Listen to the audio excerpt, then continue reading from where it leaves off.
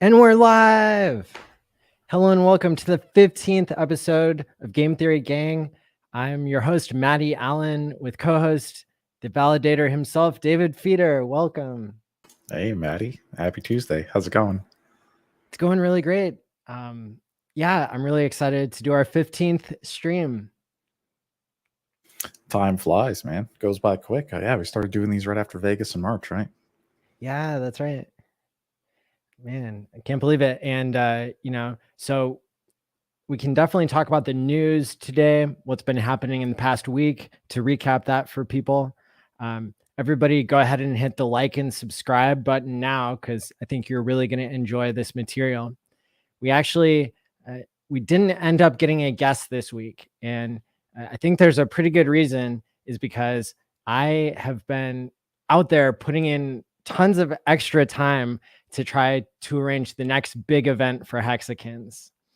And so that led me to traveling to Austin, Texas, which I believe is the future home of Hex. I don't know. There's something magical about Austin, Texas, how weird it is, how many people in there are into technology. It's one of the fastest growing places in the United States. And, there's just this sense when you're there that everybody should be into Hex, whether they know about it or not.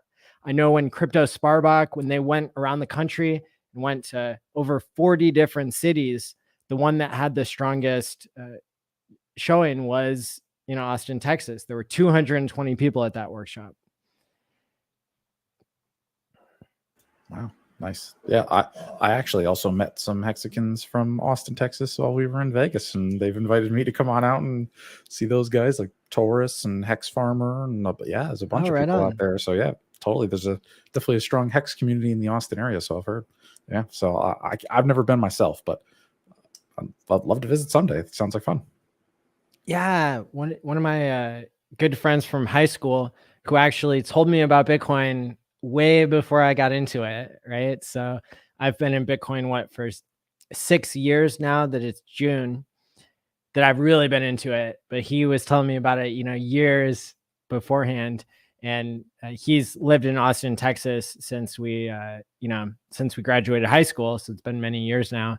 And he's a successful jazz musician. And so it's always really fun to go hang out with him, because he always knows where to go and what to do. Yeah, that's cool. Yeah, like I'm assuming that the nightlife there must be awesome. Oh yeah. Lots of concerts and cool bars and stuff. Yeah. There's a lot of stuff that you have to be in the right Facebook group to know about, because they kind of they only want to tell people who are going to be cool, people who aren't going to show up and ruin the party or something. So yeah, we went to lots of cool stuff. But I also got to see Crypto Heartbeat, who did an interview just today with Jack Levin, which was something that everybody should check out. Jack Levin is the 21st, 28th, like in the first 30 employees that Google ever had. And wow. He's a Hexican, like big time. And he likes Richard Hart, and kind of, had described this cognitive dissonance moment. Are you familiar with that term? Yes and no. I'm familiar with the term. I don't know if I've ever suffered from it though. Yeah, it's a psychological term, and it's you could equate it to like being shocked and surprised all at the same time.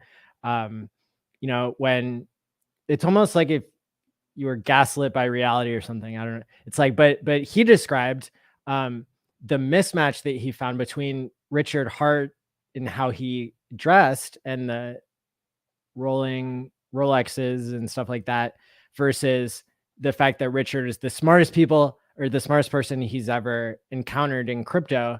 And this guy's been in it since 2011, since Bitcoin was $3. And so that's a pretty strong endorsement. And this is somebody who got introduced to Hex in 3 different ways, from a postcard showing up on his door, part of the 250,000 postcards that went out, at the same time, his cousin had been telling him about it. So it was like, it just so happened that he saw it as a sign from the universe because he had already written off HEX. And then he got a postcard on the same day when a relative was telling him about PulseChain and HEX. And he looked into it and, listened to, I think he said 40 or 60 hours of Richard Hart, like nonstop. That's about what it takes to kind of get your mind going. Like, you got to watch Richard for a good 40 hours to really get a lot of it to sink in. I'm lucky I didn't have that problem with Richard with the cognitive dissonance in the beginning, because I saw his earlier videos and he didn't, he was trying to help people. It wasn't very flashy to me back then, but if you just caught him right in the middle, especially recently with this outrage marketing and, when he bought the diamond, you're like, your brain can't accept what you're seeing. And then when you listen to him, it's like, wow, he really does have info, but you got to get beyond the marketing and the facade and the flash. And so some people it's hard to do, they can't look past it. Yeah. This cryptocurrency space that we're in, it's filled with people who want to get rich quick. And it's also filled with founders they have an incentive, they have a game theory to be dishonest, because making money is, like creating your own form of money. It's the most profitable thing that a human can do. And so when we see people with unlimited ad budgets, it's rightfully so that so many people would stay away from crypto. Only 3.5% of the people in the world are in crypto. That leaves a lot of opportunity on the table, but it's going to be hard to get through to those people because they're going to have their guard up. There's going to be so much competition, and it's going to take, really those of us who are involved with HEX, us taking a long-term perspective and doing lots of long plays. I think, if you look at all the streamers, let's take the 120 different channels that participated in the online HEX conference in January. How many of those people were streamers before? I don't know. That's a good question. Oh, like less than 10%, if that. These are all people who are new. We're all developing this like new set of skills at marketing, communicating. I've even done like writing lately. There are a lot of things that Hexicans have talents that they're bringing to the table, and that attracts more and more talent. The cool thing about Hex, part of the game theory, is that it has less negative externalities than any other coin that has, at the same time, so many pumpamentals. Just having a founder that doesn't dump is wild. That's like one of the best token mechanics. That is something special in crypto. Yeah, and so so I know for myself and for all the other Hexicans that I see out there, every day we're getting better at what we do, and we all have our good days and bad days, but I had never run my own conference before the Vegas conference, and that was something where we ended up getting a really good deal. People got tickets for $369, included meals on 4 different days, the AV team, all the equipment, the space on the strip, all that. And so, I'm just seeing all this, everything kind of come together. You got people like Jack Levin coming into the space, donating time to go on Hex streams. He agreed to stream publicly today with Richard, which I can't wait to see, because I bet Richard will take him up on that. But, what are some of the things that you've seen play out in how Hex has been growing, especially this week and in general? Yeah, it's interesting that we're kind of getting extra press during the beginning of the bear market. Yeah, I mean, Hex has been trending on Twitter recently in the past 48 hours, 24 hours, where it's $ HEX is now, got over 13,000 tweets and is trending, and it's actually on the right on the Twitter alert there on the or what's happening section. So that's really awesome. So it's got a lot of eyeballs on it. I'm not sure if that's what's even to do with the recent, like 20% increase in the past, few hours, few days. But one of the other things that I noticed too was there was an article out of Bloomberg by one of their writers. Article wasn't really great. They didn't really understand what HEX was, and it was, I don't want to call it a hit piece because it really, the writer seemed more confused, to be honest. They didn't even really, I don't think they really got HEX, but just any publicity is good publicity. So if we can get in Bloomberg even at all, just to have them tweeting about HEX, that's a lot of investors who get to see that stuff. So that's great. The way that I saw that go down is that Richard posted on some high profile tweet, I called the top, I think it was maybe when Celsius was melting down or something.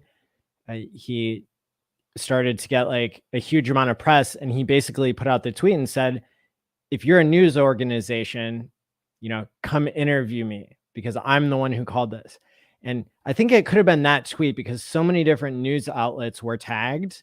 We saw, I'm not sure if it was 2 days or 5 days later, somewhere in there, we saw not only an article in Bloomberg, which many people were able to read because it didn't have a crazy paywall on it, but on the same day, on I think it was it Saturday or Sunday? I don't know. I've been traveling, so I'm not sure. But on the same day, the Times also published a piece on HEX. Yeah, a completely different article, and they did have a strong paywall. I wasn't able to get around it, and I haven't gotten around to like figuring out how much I have to pay them, or if somebody could hack into it or not. But correct me if I'm wrong. The Times is it's not only an English publication, but it's something that has a lot of significance for Bitcoiners. Because the first block of Bitcoin, the first block that was ever mined, the Genesis block, it included it included a link to a financial article. And this is a clue that Satoshi left behind as to why it's part of like the mystery of like Bitcoin launching. A lot of people would recognize the title of this article. It says, Chancellor, what Chancellor is on the brink of more bailouts, basically. And so that's what Satoshi was like signaling was the reason why Bitcoin had to be created separate from the financial institutions, because, the game theory for banks was that they're just going to screw everybody over and then bail themselves out with public funds. They privatize gains and they make public all the losses that they have. And so it's interesting to me that HEX did get published in the same journal or whatever, the same newspaper as Satoshi threw back in the day. That's cool. I didn't know that there was actually a link to the Times in the first block. Yeah. That's Let me awesome. see if I can bring up like a visual for people. Because it's truly historic, and it's part of like, every good cryptocurrency person's like, crypto history is here. So this is it. This is what Satoshi linked to, is this article that says Chancellor on brink of second bailout for banks. So that's cool. Yeah, all those years ago. I mean, that's where Bitcoin was born, right? Kind of in the 2008, 2009 financial crisis. That's partially what helped spawn it and inspire Satoshi to make Bitcoin, right? yeah. I think it indexed very well here. Yeah, that's probably for the best. But anyway, yeah. And so we saw, the Bloomberg article is the one that got probably the most press. And, I read it and my reaction was, yeah, they don't get it. They got it wrong. We were all out there tweeting and telling them what we really thought. I think the thing I commented on was that it was very apparent that they didn't see the inherent value of paying interest to savers or paying inflation to savers. Yep. And that's like in 3 words, that's a very simple way to explain HEX. There was a senator that's running, or somebody who's running for office in Las Vegas, who Hexicans have also been battling with recently on Twitter and ended up like blocking people and stuff.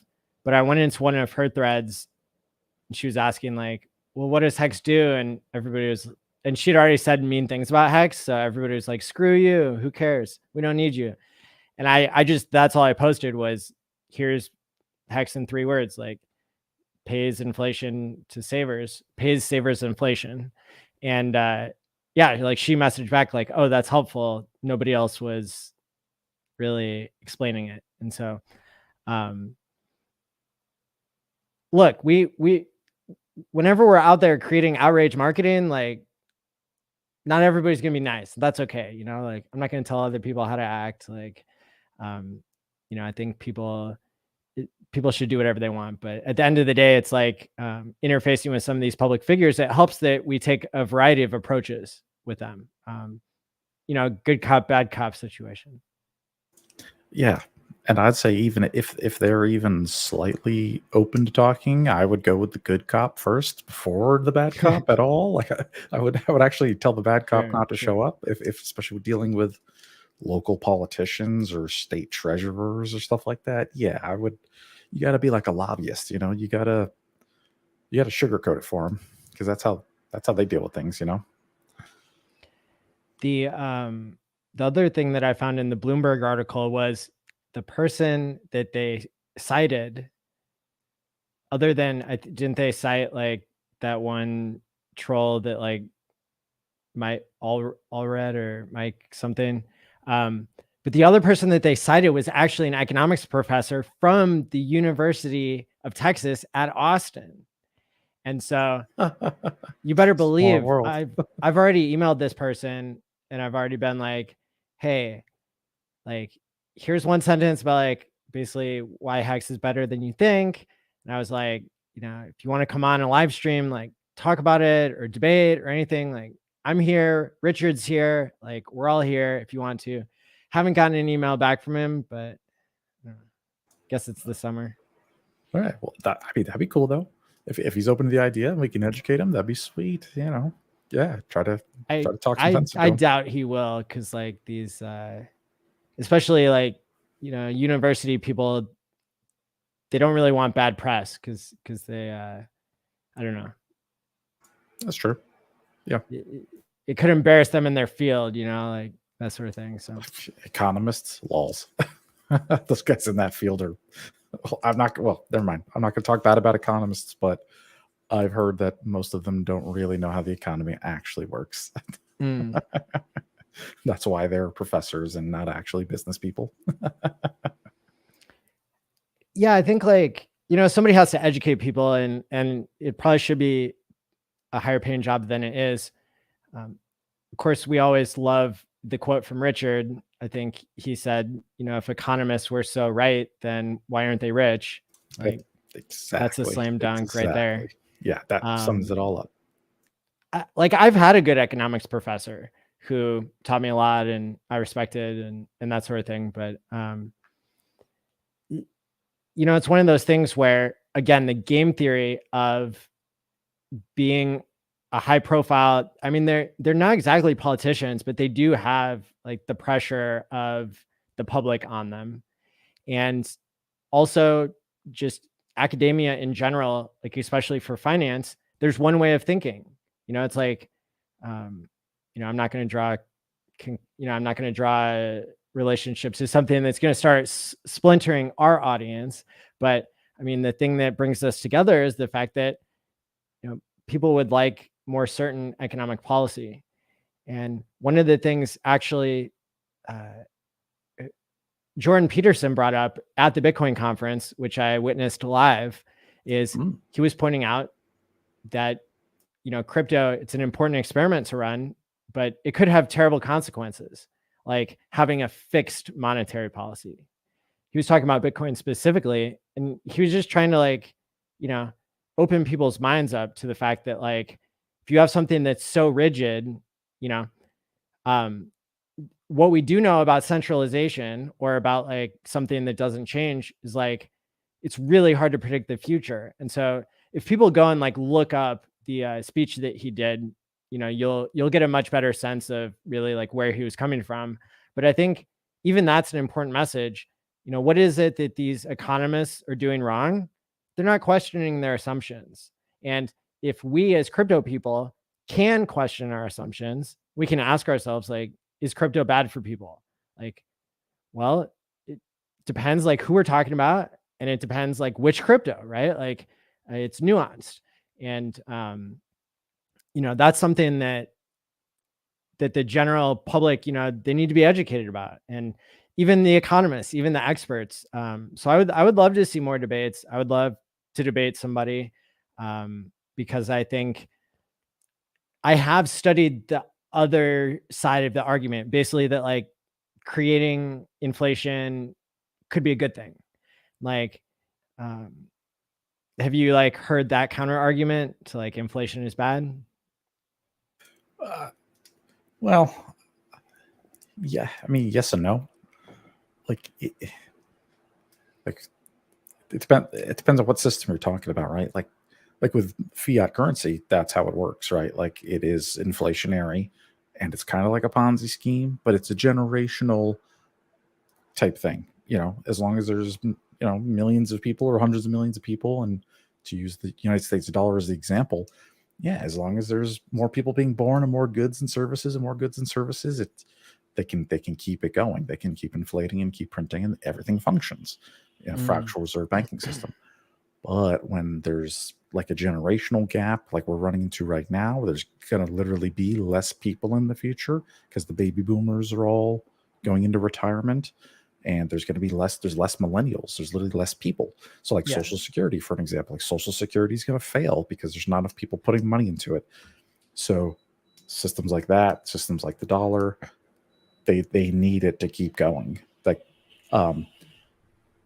But then on the other hand, Jordan Peterson, I wonder if he was hypothesizing that something like Bitcoin could bring about poverty and because Pareto's law, right? That's the problem. I don't think we're ever going to get away from is 10% of all the people are going to get 90% of all the money, just because of how business works and how people work.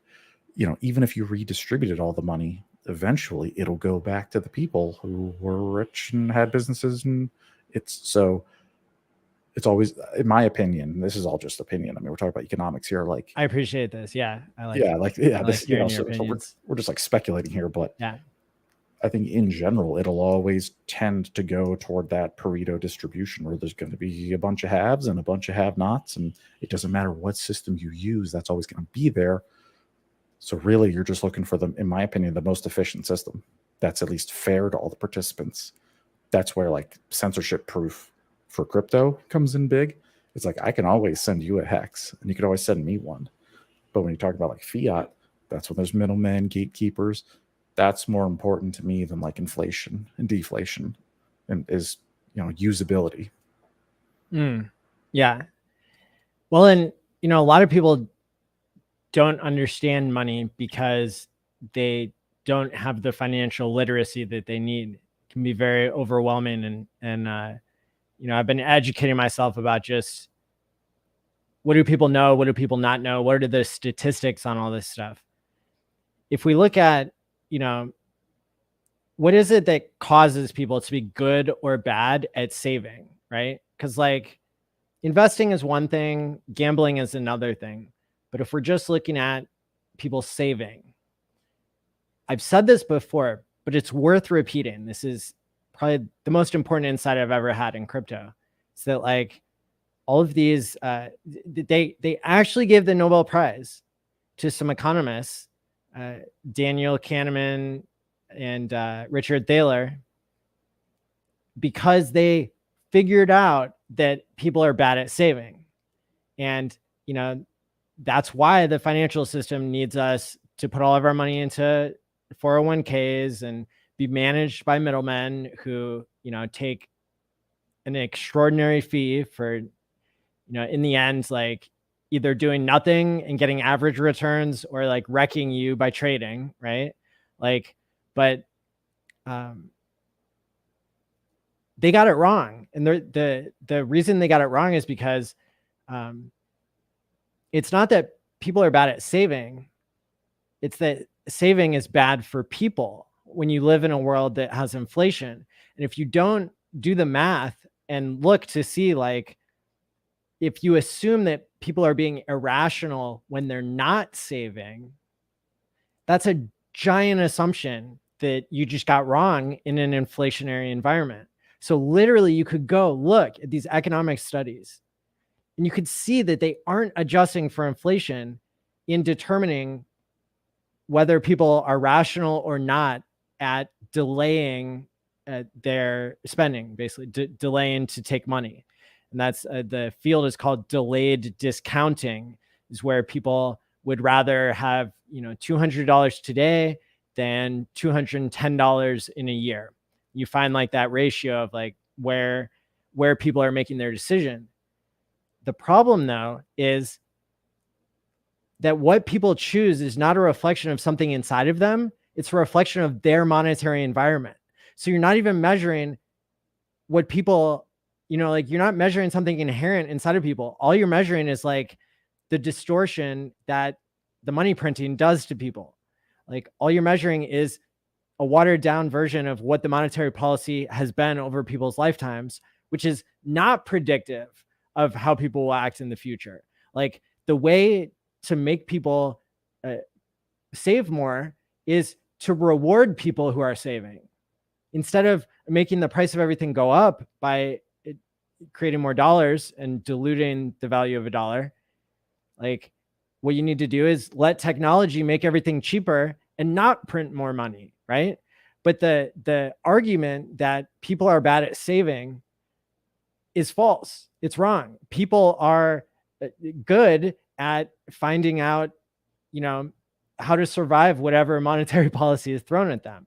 And that's why HEX is so important, is because it rewards savers and has inflation. So like inflation, even in the fiat system, could be argued as something that's good in small amounts, let's say 3%. And this is what modern monetary theory from the Chicago school, University of Chicago, is like the #1 place in the world that's gotten Nobel Prizes in economics. Like, you know, the reason why they say that 3% inflation is good, their basic argument is that if people saved too much, then it would create like gaps in the economy where there's not like constant flowing of money. And so then people would lose their jobs, and like people who don't have a large savings would basically be able to get wrecked and disadvantaged because the market's too choppy. And so by basically charging people a 3% fee every year, like by printing more money, by creating inflation, you're incentivizing people to invest so that they don't lose the value, right? So people go out and they create businesses that are like 3% better than the businesses from last year. And that allows the whole thing to pay for itself, right? But even that system like ends up getting choppy, as we've seen. Like that system, it's a cool story, bro. But at the end of the day, they doubled the monetary supply in the last like 3 years. So, you know, how do you double the productivity? It doesn't happen. So that's why we get $7.11 gas at the 7-Eleven right now, you know? Mm-hmm. Yeah. And it's because you're right. You're incentivized not to save by the Yeah. Federal Reserve. It's And the this is, smartest thing to do, is to buy things at today's prices, not yeah, tomorrow's prices that are higher. it's always more expensive tomorrow. It's kind of like a T-share, in HEX. It's like a T-share only goes up in HEX terms, and everyday goods in US dollar terms always gets more expensive. You're always going to lose purchasing power. This has shocked me tonight on Mike Maloney from like Gold and Silver. He did a great series called The History of Money. He's been around for decades as like a silver and gold broker, and he does a lot of good stuff on monetary history. Tonight on his show, on the Federal Reserve website, he showed it. They have a chart of the purchasing power of the dollar since the creation of the Federal Reserve on their own website, and it is just it's just down and to the left. It started at 100% in like the 1920s, and it has dwindled to nothing. So yeah, like you are better off spending your dollars now, either investing in crypto or a business, or paying off debt, or buying what I call durable goods, like a washing machine or like a car or something that'll last you a few years.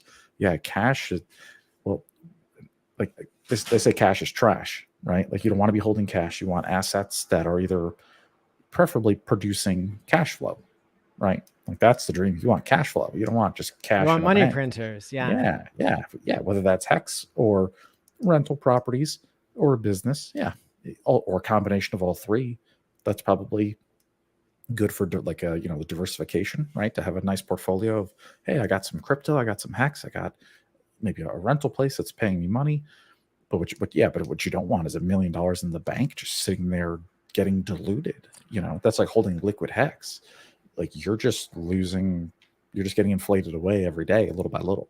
It's slow. I mean, it's not like it's not like you'll have nothing tomorrow, but it adds up over time. So there's no reason to save just cash. That's for sure. You want to put that cash to work. The other problem with inflation, I think, is that it turns everybody into a trader. Like they say that they're forcing you to become an investor, and they say that that's a good thing, but actually the line starts to get blurred when all of these economic signals get manipulated. And so what happens is you have to weigh the cost of getting diluted by inflation versus how all the whales are going to screw you over when you're trying to trade in and out of real estate, cars, stocks, crypto, all these things, right? And that's another like major economic breakthrough, Nobel Prize worthy thing. It's the second part for HEX that's Nobel Prize worthy. The first to review is paying savers all the inflation, because that's a system that balances itself out in the end, because you have a willing buyer, a willing seller, and a willing staker. And even though all those people, they're not willing in the sense that they bought the top, or they bought the bottom and they sold the top or something, but like they're willing in that, like, you made that trade, like, nobody's forced to buy HEX or anything. But at the end of the day, paying savers inflation, it balances the system by those people hold up the price, and the people who are getting diluted holding liquid, they're paying a fee in order to be the only ones who have liquid to sell. And we see if we take away all of the origin address coins and the coins that are believed to be controlled by that and the daughter addresses, we see that 75% of HEX users are staked and 25% are liquid. So those 25% of people, they're getting diluted. They're paying for the right to be able to dump, whereas the people who are staking, they're getting paid to give up the right to sell at any given time. And so the first, so again, like the first thing is paying savers inflation. That's revolutionary. But the second thing is avoiding counterparty risk with your own future self. Like the point that I've made is that, you know, you can trust yourself more to dollar cost average out if you remove your ability to sell and trade and screw it all up. And how many of us, you know, myself included, would not be where we are today if we didn't have our coins locked up? Yeah, guaranteed. Almost every hexagon, I can guarantee it. Everybody would be in a different place if it didn't have the locking mechanism. Because the price volatility is just, it's too much for folks. You know, you'd sell out before you could really get those gains, which is why the staking in hex is beautiful. It does save you from your future self, and it's fantastic. Yeah. Yeah, so it's like it's protecting yourself from both downside volatility and selling too early into upside volatility. Those are both critical features. Here, somebody's asking, thank you for the super chat. What are you, David Feeder, what are your thoughts on Phantom? I've been playing with it, and it's clunky and slow. Can't wait for PulseChain. I've never used Phantom, so yeah, I couldn't tell you. But I also am excited for PulseChain. I think it's going to be great.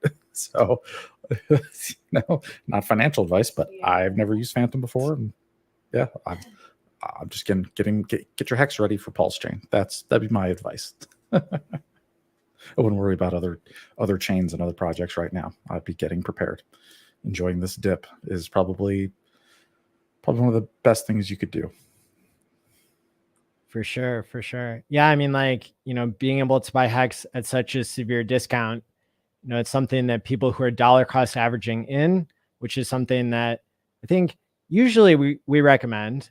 It's kind of interesting on this show. If you look at the past, you know, 75 or 80 weeks that it's been going in one form or another, you know, you did see whales only and Kareem call the top, you know, so you got sick of hearing about how Bitcoin was, you know, like the audience got sick of hearing updates about Bitcoin because they had all sold the top, like, because they were hearing from so many different people. Richard Hart called it, Steph called it, whales only, Kareem, you know, and it's like, that was around the same time Hex topped.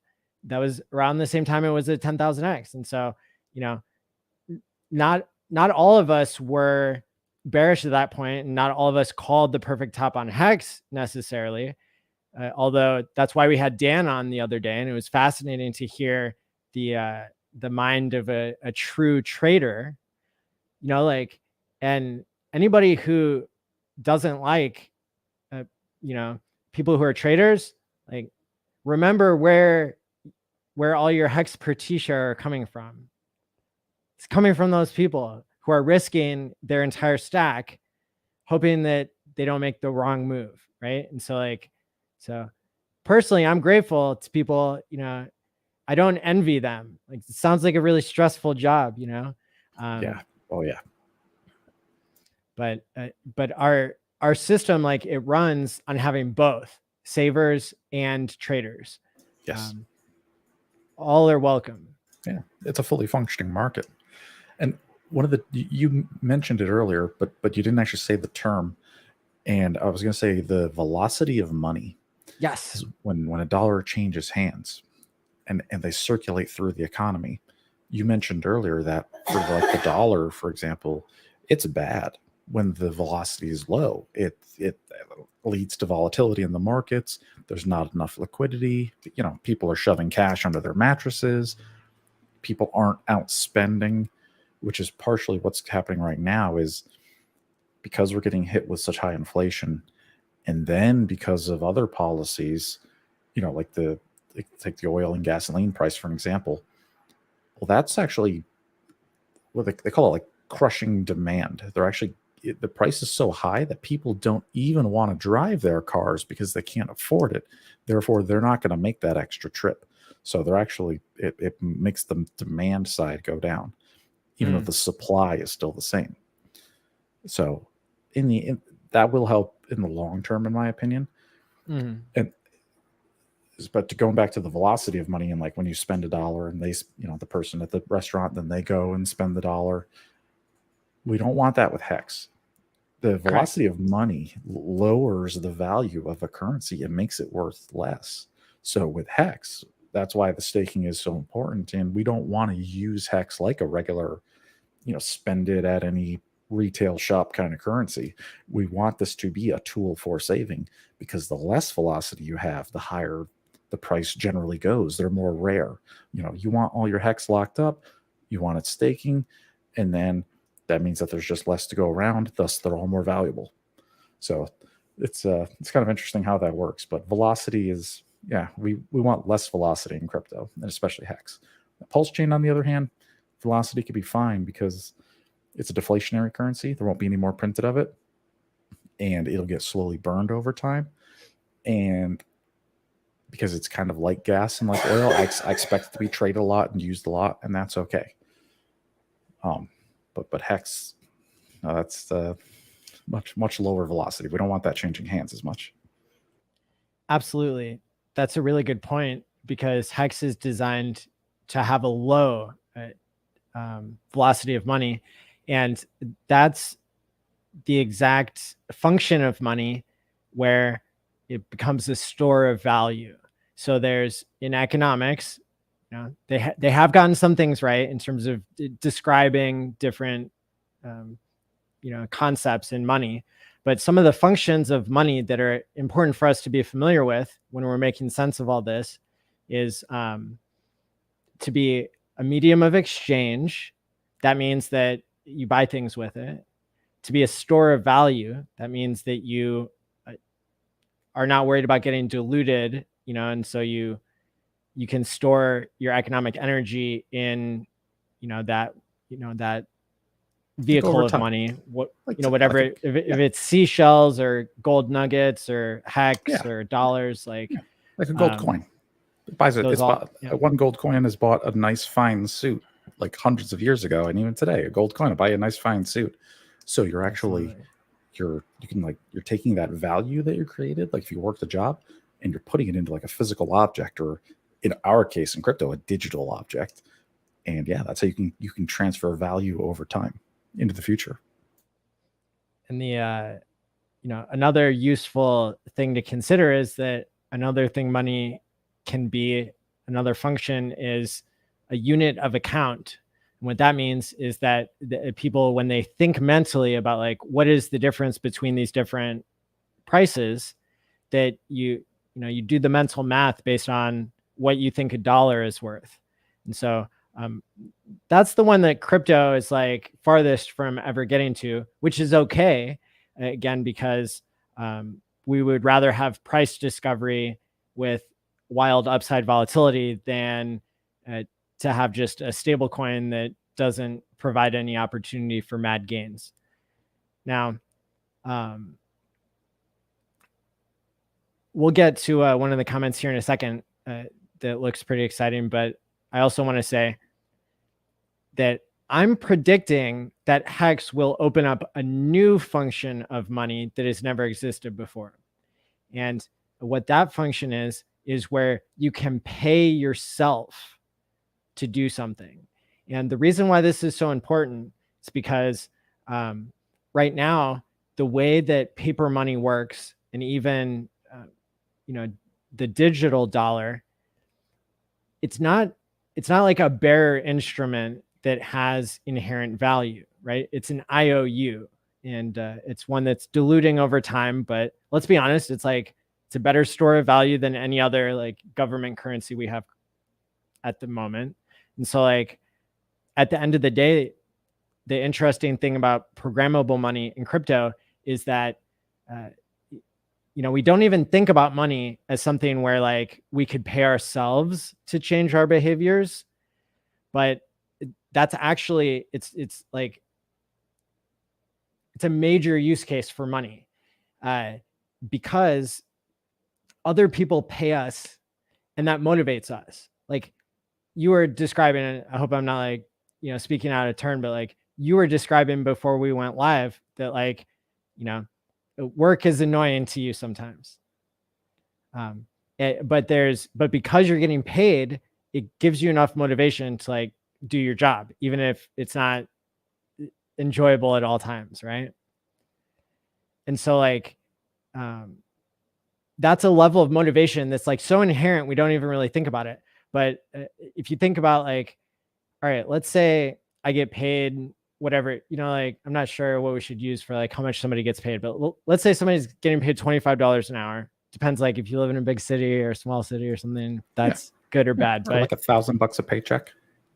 Somebody gets every 2 weeks. $25 an hour. Like now that you have that $1,000 in your paycheck in your bank account, you can no longer use that money to motivate yourself. Unless you have cryptocurrency that you could program a rule to, and then it forces you to stay honest. And so when I was searching for like how is this going to play out? Because I knew like immediately when I got into Bitcoin 6 years ago, I was like, it only took me a year or something to like figure out, all right, like there's going to be a new function here. Contingency management. It's like more powerful than talk therapy. So like if you go talk to a therapist, it's like has less of an effect size, has less of a change on your behavior than if somebody paid you to do something. I worked in a laboratory where we paid people to quit smoking tobacco. We paid people $1,000.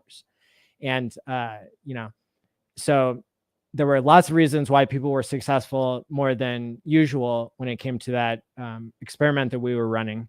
It wasn't just about paying people. It was about showing how a comprehensive approach could make people extremely like way more successful, like 80% success rate versus 5% cold turkey. Wow. But that really like, it impressed upon me in my mind. Like, so when it was time for me to learn about crypto, I was like, of course we could pay ourselves to change behaviors. And that would unlock a certain level of motivation that we only see in ourselves when we're working for someone else. And that's really revolutionary when you start to like realize that, like we could have a lower velocity of money, like externally in the economy. Like, so you could have people who are saving, but people saving in a way where like, if they're not doing something productive, like your savings could be productive because it's motivating you to create value, to do work. So yeah, that's like HEX is an example of this already. So like, even though I identified like, this is something that is probably going to exist in the future, like HEX is the first example where people are paying themselves to create a savings plan that they have to stay honest to. And that changes your saving behavior, which is extremely significant in a world where saving is so complicated. Saving is a mixed bag, like people want security, but they don't want to pay the high fee of prices going up. And so I think it's revolutionary to say you won't get diluted if you save in HEX by time locking at least the average. And that changes the game. It creates like a different, it's almost like a fourth dimensional wormhole where you pay your future self. And the only thing you have to wait and see is like how many other people are going to be into this to determine like the purchasing power of HEX, which is unknown in the future. I mean, I know past performance doesn't indicate future performance, but I would say the last 2 years for HEX are showing that it's kind of working. I think people like it, I forget what the exact, I don't know where the stats are today if we're at 100,000 stakers or wallets that have staked, but I can only see HEX getting more popular in the future. This is a fantastic product. People are going to want more of this because even right now, we're going to put your money in the economy these days. Now, yes, the value of HEX measured versus the dollar right now has obviously gone down a lot, but when you take into account what Bitcoin did over 10 years, you gotta look at those terms for HEX too. When your dollar cost averaging today, maybe it's only $500. If you stake it out 10 years in HEX, like the price appreciation multiplied by the inflation you're earning, it's tremendous. This is like the best savings product like ever invented in the whole world, and like only 100,000 people are actively using it. It's like, I think the adoption curve is only going to go higher and higher and higher for HEX over time. Like it's a no-brainer, in my opinion, right? And the fact that it's the best form of programmable money, I could really see, even if HEX didn't have a dollar value. Now I know this is an experiment, it's a thought experiment, right? It's like, nobody freak out. But like, if we just, for one moment, if we try to separate like the dollar value of HEX from what is the inherent value, this new function of money that I'm talking about, it wouldn't matter if they were Chuck E. Cheese tokens that just had a limited supply and people were using them to change their own behavior, right? And so like, even if we separated the fact that HEX is valuable from a dollar perspective, as long as you've waited long enough, right? And we're currently in the longest dip that's existed. So, RIP, it's like, those previous stats that we had. But the point is that there could be value unlocked just by this evolution of money, this programmable money that, instead of paying a trainer to motivate you to take more steps in a day, you can replace that person who's making $25 an hour to have, your Fitbit or your Apple Watch, reporting to the blockchain. Sure, we're going to have an imperfect oracle, but at the end of the day, if I'm staking my own money to create value for myself and to change my own behavior, to get in shape, that's unlocking economic activity that didn't exist otherwise, right? That's kind of the problem with money that inflation is trying to adjust for, is that like saving is kind of good for the individual if there's no inflation, but it's bad for the society because you're not using that economic energy for anything. Yep. Well, if we could use our savings to pay ourselves, that, it makes saving a better deal for everybody. It would mean that like there would be more resources and abundance for everybody, I think. Right. Yeah, and with crypto and programmable money, HEX does this for time, right? Like that's the deal. You have to pick a certain amount of time that you're willing to wait, and you're rewarded. In the future, there could be other smart contracts that have other stipulations, other rules and requirements, and maybe people could almost like set goals for themselves, and when they've achieved the goal, if it's provable or they satisfy the oracle, then it unlocks those funds that they pay themselves.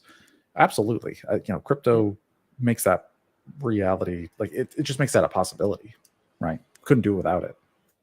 And I've because it's a bearer asset, basically, because like you have final settlement with yourself. Mm-hmm. And smart contracts. Yes. And so, people could tell I've already put a lot of thought into this, because the reason why the oracle problem could be overcome is because remember that the layer one situation is you don't want double spends. But like if you put your Fitbit on your dog because you broke your leg and you want to get your funds back, like that's okay. The reason that's okay is because like it was your money anyway. And so like if you cheat the system, you're only cheating yourself. One thing that economics did get right is this idea of nudge theory. Like you don't need to push people so much as you just need to make it like a little bit more convenient for them to do the right thing. And then even if you have people who are cheating the system, they're only cheating themselves at that higher layer of behavior, of like being accountable to the behavior change. Now, I can't really see it working any other way, because it would disincentivize people from using it. Like even HEX is like pretty draconian in nature when it comes to like, you can nuke yourself if you end early. But That's a big difference. Like that's probably part of the layer. And when I say layer one, I just mean like really it's the settlement with yourself, right? Like it's again controlling your own impulsivity and being able to take out the counterparty risk with yourself that you have, let's say in Bitcoin, because in Bitcoin, people could sell it at any moment. Everybody could sell all their Bitcoin at every moment in Bitcoin. Yep. And they wouldn't be nuking themselves to where they would protect the price to some extent. You know, if somebody gets hacked in Bitcoin, like it, you know, it can be dumped, it can be traded, it can be, you know, moved around. But in HEX, not so much. Like there are self protections built in, at least. Yes. And I think a lot of some of those draconian rules in HEX, which are pretty brutal. I mean, if you don't live up to your bargain or even serve at least half the time, you don't get any of the inflation or yield. Part of those rules are also to protect the other players. Yes. Because it's important that when you make a, like, you know, with HEX, like when you make that deal, when you make that stake, you're not only making that promise to yourself to go through with it for the future, or at least halfway to get your principal back, if that's all, you know, if you can't take the gains and you don't care about the yield, fair enough. Otherwise, like the reason that penalty is so steep is we don't want people, you make a, let's say you do a 5555, like a 10 million HEX. Other people see that on the blockchain. This is all public. We're all in this pool together. HEX is kind of like a, you know, it's a shared system as far as the liquidity for everybody. So you have, when you make a deal with the system, other people see that and they expect you to stick with it too. And if you break that deal with yourself and with everybody else, there are heavy penalties, because we can't have, you know, otherwise whales could scare people. They could make a huge stake, they'd end stake it. If there was no penalty, they would just do this all the time. So it, you know, it kind of makes it work basically. So it is a little draconian. It is it is tough, but it's awesome. I think it works great. I mean, the other thing to remember that had actually kind of slipped my mind until I was listening to a stream with Dollar Cost Crypto last night. And then I've heard you, I think, say some things in the past week in different interviews that jogged my memory about certain things. You know, what Dollar Cost was reviewing last night is that if you make a stake for less than 90 days and then you end it a day early, you nuke your entire stack, right? Or 50% of the interest. Yeah. Like, yeah, the last day. No. The principal, I think. If you just don't serve the last day? I think. Yeah. Oh no, you just lose half your yield. That's if it's longer than 90 days. Oh, I think correct. I'm sorry, you're right. If it's under 90 days, yeah, then you're right. Yes, I'm sorry. You can like really wreck yourself. So that's important for people to remember. But yeah, I mean, like serving your full time, you know, I'm feeling that right now. And, you know, this is something I want to talk about publicly too, because, you know, I've got a birthday coming up later this week. And sure enough, my past self decided to pay my future self, you know, as a part of my birthday, you know, part of my journey around the sun one more time, you know? And so I'm now going to be faced with the moment where, you know, I've got to make sure like the day rolls over. I think we saw somebody in the past week get like maybe like 100,000 HEX penalty because they were an hour early. And some people thought that was due to them being in a different time zone and like their day ticked over, but the contract code didn't tick over yet. I don't know how anybody could make that mistake. The on the go.hex. It would still come up as like red. Yeah, I know. Yeah, the button isn't turned black yet. The option for good accounting's not there. That's impressive. That's an impressive blunder. I mean, like, yeah, we don't know what it was, but it's a good illustration of like, you have to serve all your time, like even down to the minute, right? Yes, to the minute. And so for me, you know, I have to decide now, like, am I going to rebuy all my TShares? Yeah, or more, because now, that stake must have been at longest, 2.5 years. So you even have the opportunity now to acquire more TShares than you had before. Let's say it was in the first 90 days of HEX. Okay. So yeah, it's an old stake. Yeah. Yeah.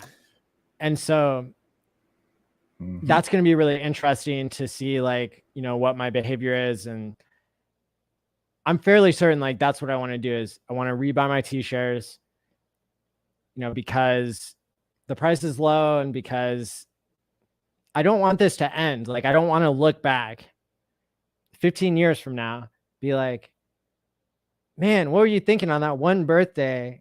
You're like, totally screwed over your future self. Like, what happened to the passive income? What happened to the everything you were preaching, right? Like, and I think it's a critical moment, or I'm realizing, because I only have stakes coming out mostly yearly. I mean, I've experimented with quarterly stakes.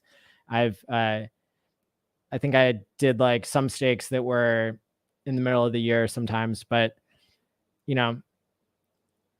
this is like a moment of truth, you could say, because the smart contract, it only got me so far up until this point on this particular stake, and now, these like lettuce weak hands, they're going to have to take over for just a minute, like all it takes is a moment of clarity.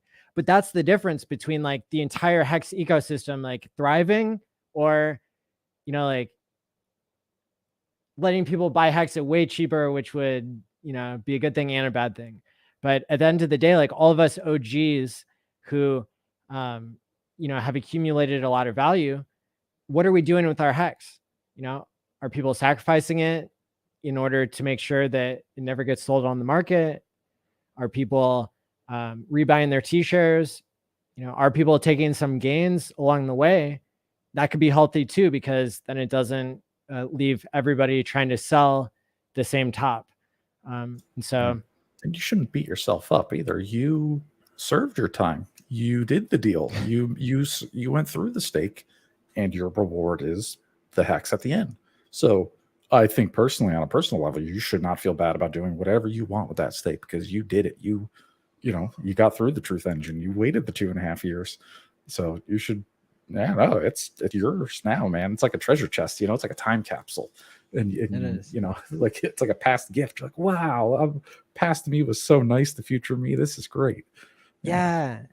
And so, come on, like, I got to pay it forward a little bit. Like, don't want this, this whole thing to end. And that's why I think it's so cool that I can talk about it publicly, because also that allows me to stay more honest with myself. That's another mechanism that some of us can use to hold ourselves accountable.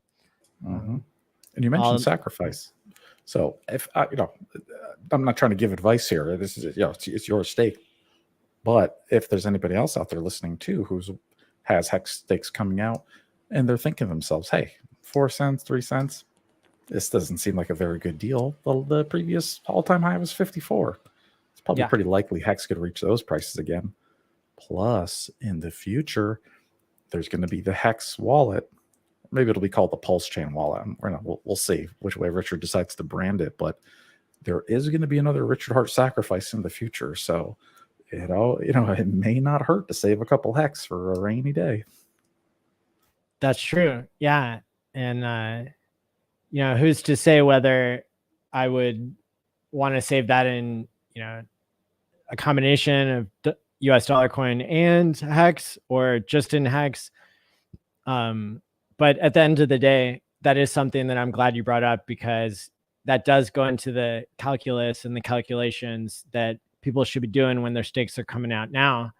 I know for me, I knew there was a possibility that there would be a second sacrifice with PulseX, or like, we didn't know what it'd be called, but we knew that there could be a second sacrifice. But I was so focused on the first one, and it's kind of a good thing, that I sacrificed so hard for PulseChain, and then I had to sacrifice hard again, kind of like without thinking ahead.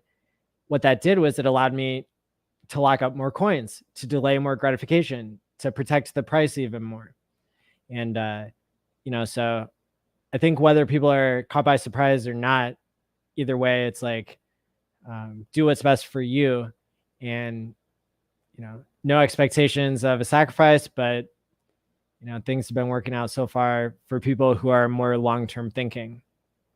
I did want to address this comment like really quick, just because I think that this person probably ran across a scammer who is impersonating Richard Hart. So I think it's worse than 1 in 10,000 chances that Richard would reopen the Pulse and PulseX sacrifice. I think that you should verify that, and you did the right thing by bringing it to us so we can get the word out to the thousands of people who watch the show. If a fake Richard Hart has been messaging you or posting things to say that there's a reopening to raise more funds for the Pulse and PulseX sacrifice, you should not believe that, probably. That is, there are no open sacrifices right now. Like Richard is not doing another right now. That's definitely 100% a scam. Don't send any money to anybody who says that. Ooh, geez. And thanks for bringing it to our attention, because that probably is saving a lot of people right now. I feel terrible for people who get caught up in that kind of stuff. It's a shame. It's brutal, Just,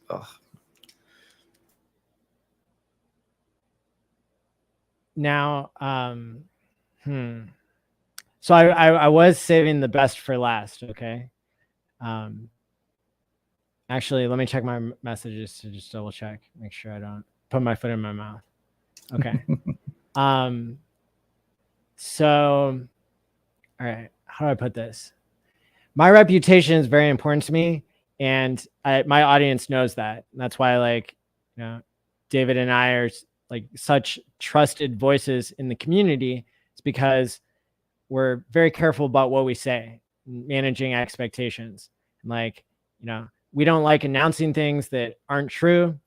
And so, I want everybody to keep that in mind. That sometimes in order to create something, you have to, you can't just launch everything completed, right? And especially when it comes to events, that's not how it works. You need the more community involvement you can get in something, that has major advantages. So, what I'm trying to say is, I have a big announcement, but it's not a sure thing. Okay. And so, maybe I should wait for my internet to come back completely before drop this news. I don't know. So this is like a no expectations kind of announcement. Yes. Yeah. Right? I want to be very careful about how I word it, again, because this is a possibility. Oh man. Yes. I'm excited now. It's all on the edge of my seat. Yes. So, really have to. Okay. So let's just say, I believe that Richard Hart could come to America. Okay. And I believe that if he were to come to America to do a big event where he's speaking at it, I believe that he would want a stadium full of people to speak to. He doesn't want to do some really small event, and it shouldn't just be for Hexicans. He already did that in Europe. So basically what I'm saying is, I'm working on something, and it's not complete yet, and it's not a sure thing, but I am looking for people who want to help throw down, kind of like we did on Motley's stream, where we raised a bunch of money to have the possibility of buying that NFT that would get Richard an interview with that famous person. So Logan Paul or Jake Paul or somebody. Yep.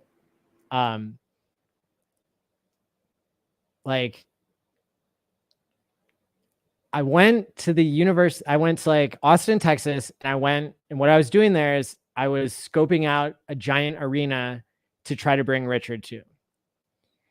And so I've already got the ball rolling. And so that's kind of the big announcement, is that this could be, this could happen. Wow. Okay. That would be wild. The stadium is fit for a king. It's called the Moody Center. It's just been built and opened in the past 2 months.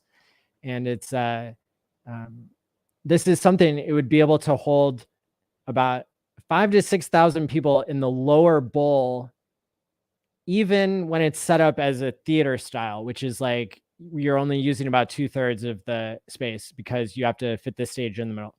Yep.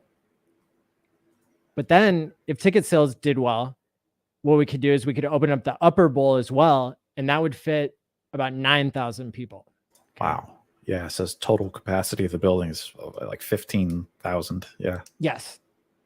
It's a little bit misleading, and my heart is broken because it makes perfect sense to get 10,000 people for a 10,000x, but like, we'll have to see if people really want to like sit on the edges and like how the rest of it comes together. Basically, what I need from people right now, like, you don't need to send money, but let me know if you want to contribute to this. If you want to, throw down, basically, my plan is basically, I've seen people, throw around big stacks of money just because they're grateful to Richard. And so my master plan here is actually, there's this insane middleman fee that Ticketmaster charges. They've got like an exclusive deal and stuff. And so people remember I collected funds through Eventbrite. The HEX conference that I did like broke even. So I just like, all I got was clout for it and more followers. I didn't get like, big paycheck or anything, which I was okay with. But, that event cost like about $220,000, $230,000 for like 600 people. But in this case, the entire stadium, like the rent for it is about like 75 to 95,000, depending on whether you open that upper bowl or not. And then the event, or like the venue itself, charges this like insane service fee of $10 per ticket. And then on top of that, David, Ticketmaster takes like a 55% fee. Like, when everything's said and done, all the fees that they pass on to the customer and to the organizer and everything, like, but the beautiful thing is, if we had people basically fundraising like they were in the NFT situation with, the Paul guy or whatever,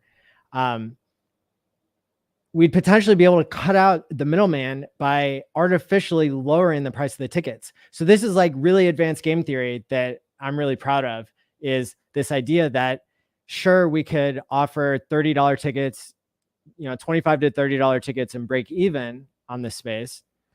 Or if we wanted to bring a major musical act into the scene, I can show people the website. They have posted like the amount that each major artist charges. Like, Lil Wayne is like $200,000. Kid Rock's like 150,000. These different things. So you could build that into the ticket price, or you could subsidize the cost of that, and you could make it such a good deal for people that you would get. I mean, you would make a giant scene. You would definitely sell at the 10,000 tickets plus some if you had, like, let's say 2 giant musical acts that don't normally go together in the live music capital of the world, Austin, Texas, which already has super strong product market fit with HEX, because HEX is weird. Austin is weird. People in Texas are into independence. They're free thinkers. We saw how many Hexicans there already are in this area. So anyways, like, I'm just kind of laying this out there publicly for the community, just like throwing it out there that sure, we could arrange something, and charge $50 a ticket and maybe fill up the stadium, maybe not. But, if we had people willing to throw down, like, I know there are people out there who are, mega millionaires in HEX who watch this show, if people want to basically help subsidize the cost of the ticket, what that does is it totally cuts out the middleman significantly. If we were able to offer like 20, $15, $20 tickets, something insane, like that would be the way to like draw people in and to make it a giant news event, right? I think it would be a really big deal. And I think that the amount of people who would be willing to buy into HEX just by having that experience of, going to this giant event, I think it would, just like with the NASCAR thing, that cost $500,000, but it onboarded over $1 million that we know about. Now that was at people's individual expense, but at the same time, they were wanting to give back to like, the community that made them rich. And so anyway, like, this is a possibility where I think in order to get this whole stadium, I mean, we could even like, they might have a rule against this, but like we could possibly even like raise like 100 to 300K and then offer like $10 tickets or something like insane, to where you're drawing people in because they're getting a good deal, because this is, it's on the University of Texas campus. It's only been open 2 months. The facility is beautiful. Doesn't smell like piss and beer like every other arena in the world yet. And, there's 50,000 students who are coming back to school right around, the end of August here. And so I could see us doing this in between the second half of August to maybe like mid-October would be when I'm shooting for. And so that's the pitch, is like, if somebody wanted to throw around like $50, $100, $200,000 at, and like you get the full VIP, like, like in the London event, we would probably model it after that, where they were able to get a bunch of FaceTime with Richard and, with whoever the musical artist is, maybe people could even help pick, like, who do you want to see? If you're throwing down, do you want to meet Kid Rock or Foo Fighters, or I don't know who like all the people are these days, Red Hot Chili Peppers, like Limp Bizkit, who are Hexicans, Fred Durst and DJ Lethal. That'd be cool. Now, that's the other thing that I want people to message me about. Is like, do you know any giant music stars? Like, do you have a friend of a friend who could call in a favor and get us a discount, or get us, something where maybe we're raising money for charity or something, whatever it is. Like, even if we could get an introduction and pay full price, but be able to make this happen quicker than normal. Because a lot of artists, they book out, months and months in advance. And for this time frame, we're looking at, 2 to 4 months. But I think, again, that it's something where people could really get some like incredible value if you got to meet, like your favorite artist of all time, like kick it with them backstage. And the way that these things work is that's built into the contract. It's written in. So I actually have a friend who owns a nightclub who hired Lil Wayne to do a 3-song appearance plus a meet and greet, and paid $100,000 for that. And I was like, I got to be like, I don't know, within 20 feet of Lil Wayne. It was like an amazing moment in my life for sure. But what happened was the police in the state I was in, they were like giving Lil Wayne a really hard time. It was on like a weed smoking holiday and everything. So anyway, he like Lil Wayne didn't stick around as long as he was supposed to. And that created like a breach of contract, to where my friend ended up getting like another super famous artist to come do a free show that was worth like $50,000 or more, because there was a breach of contract with like how much time Lil Wayne was spending like hanging out with everybody backstage. So that's how I know that like these things they're definitely written in. And so that would be another way to guarantee or kind of increase the chances that people would really get the experience of a lifetime, hanging out with their favorite musical artist, plus Richard Hart, like plus all of us, right? Yeah, man. This is what are they gonna? We'll call it HEX by Southwest, right? Yeah. Oh, that's really catchy, man. That's really good. Yeah, this is a great idea, man. Have like a HEX concert and somehow get Richard to come on in and do like a talk too, or I don't know if that'd be probably before the concert. I would imagine you'd want to have Richard go up on stage and talk to everybody live. That would be so cool. And then have a concert. Like that'd be awesome, dude. Yeah. Yeah. And I've consulted with people who are somewhat in the business, and they pointed out when you go to a concert, you go for whoever the headliner is, in some cases, the person who's less famous and you're going for them. In other cases, you're just going for the big name, but they only tell you the time when the show starts. They don't tell you when the big name is going on. And so that's why it would be so helpful, because we would be able to fill up the stadium with people who are there for the musical act that everybody knows and wants to see. But then, Richard would be up first, bringing this type of financial education that people in Austin, Texas, people who are, people who like going to music shows, they also like financial freedom. They also like any opportunity they could get to hear a billionaire speak, the way that Richard speaks, right? Yeah. Or like a Jordan Peterson show. I've heard his sellout. He's very popular. Tons of people want to go watch Jordan Peterson. So I think it would be just like that. Yeah. This would be a sellout, man. Like this place would be packed. Now, the other thing that I've pointed out that's so critical about this master plan is that the other person, the other person who is a person of interest that lives in Austin, Texas now, who just moved there, is none other than Lex Friedman. And I know Lex spoke publicly saying that he would be willing to do an interview with Richard on his channel, which has 1 million nerd followers who are like, perfect fit for HEX. And Richard getting that access to that audience would be like, I think it'd be a really big deal, because Richard is so intelligent and convincing based on how much he knows about everything. And so what we know about the Lex Friedman situation is that Lex invited Richard on.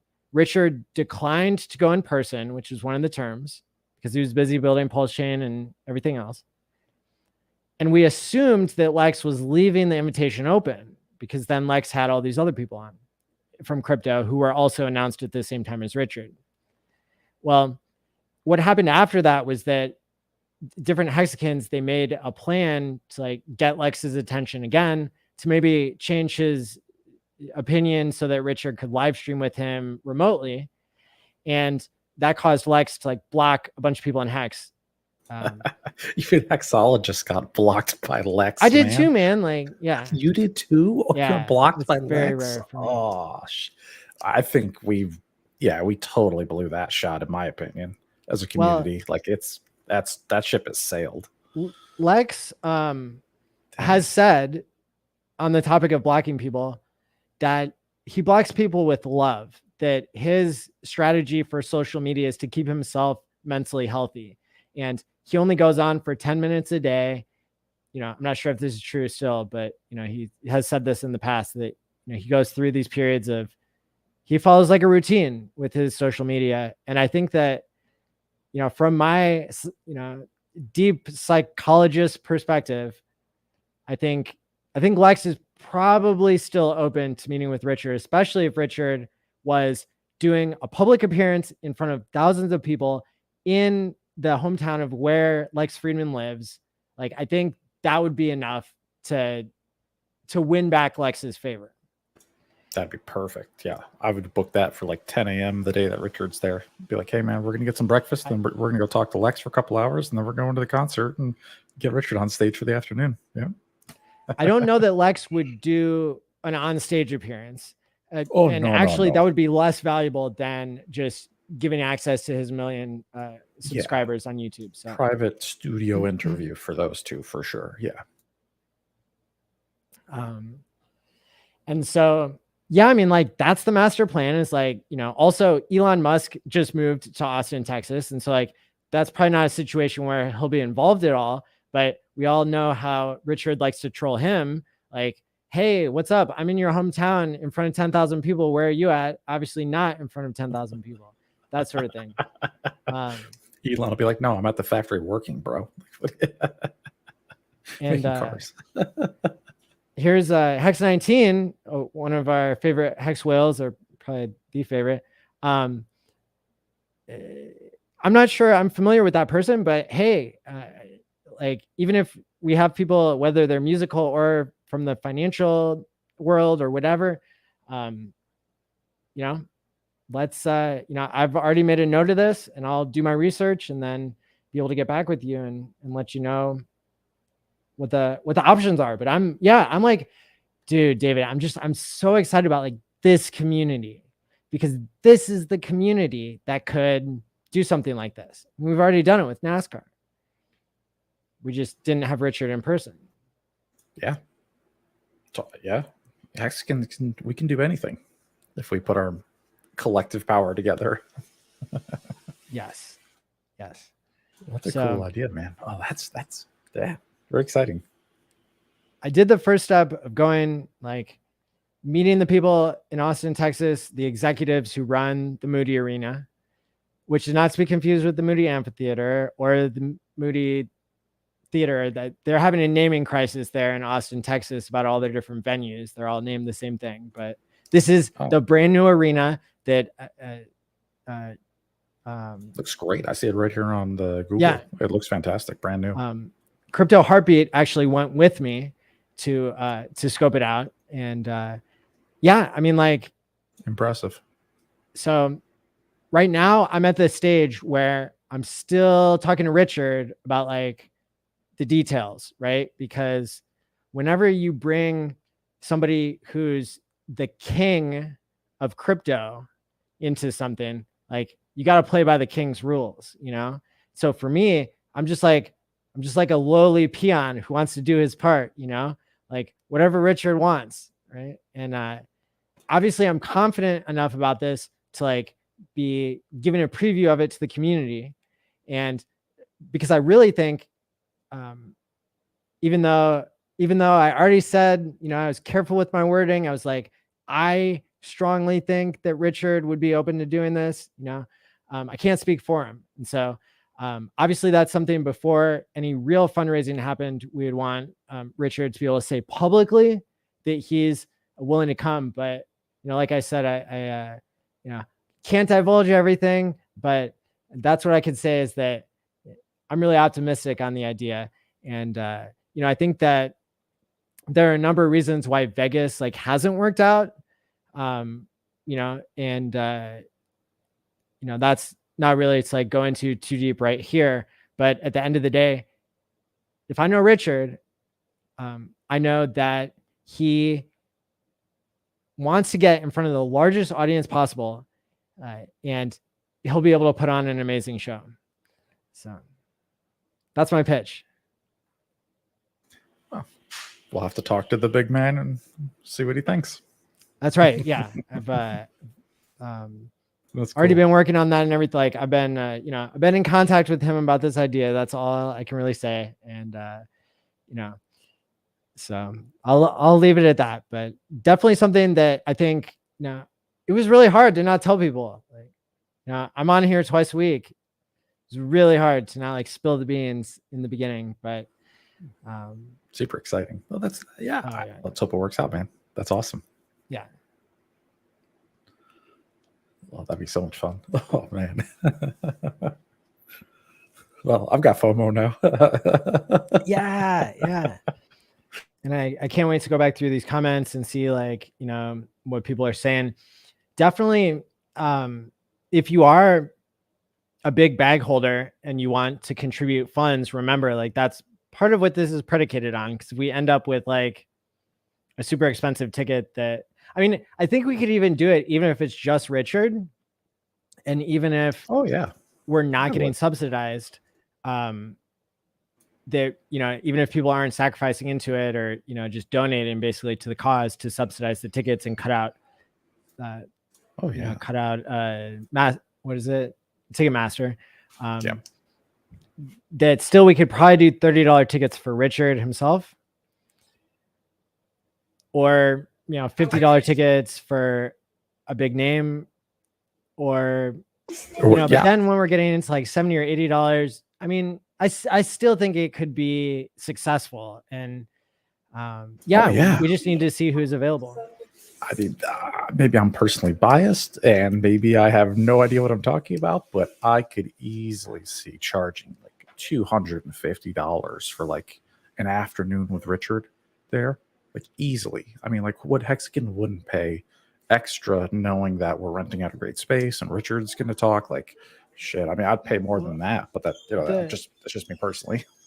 part of the game theory that I'm working with here, what a perfect place to get your feedback on it, is that in order to create the maximum shill, which is what I believe Richard's goal to be,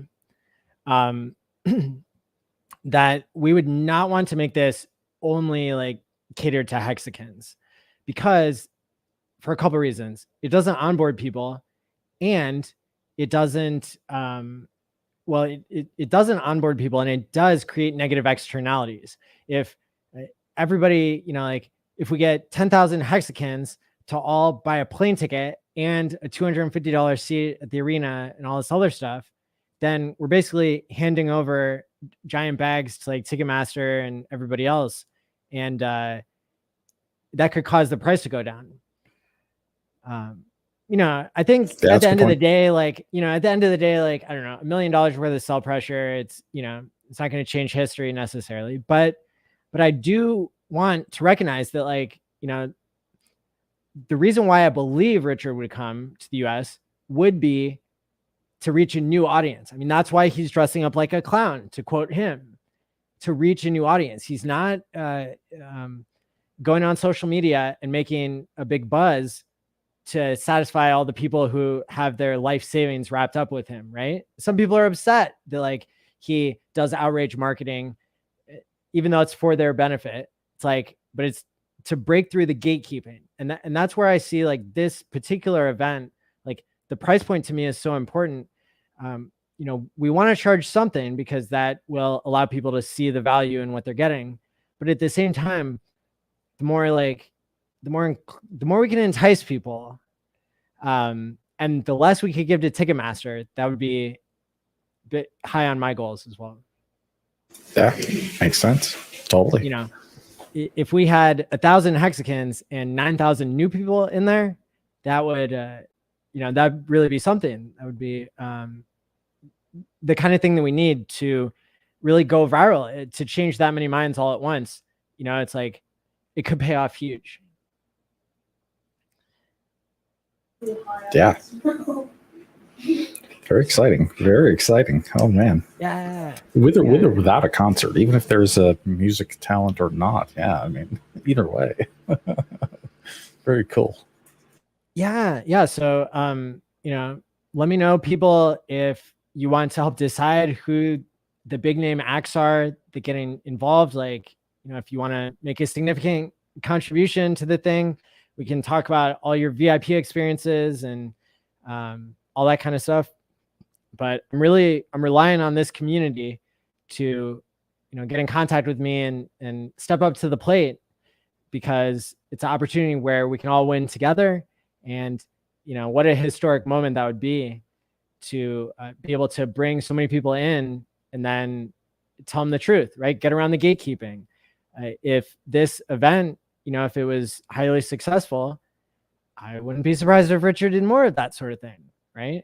So, we have to keep trying what works, and, getting people together in, this beautiful arena that's brand new, that's like on campus, on this 50,000 person student campus with like, 1 million of all the tech people who are moving, willing to move, like all the tech people are there.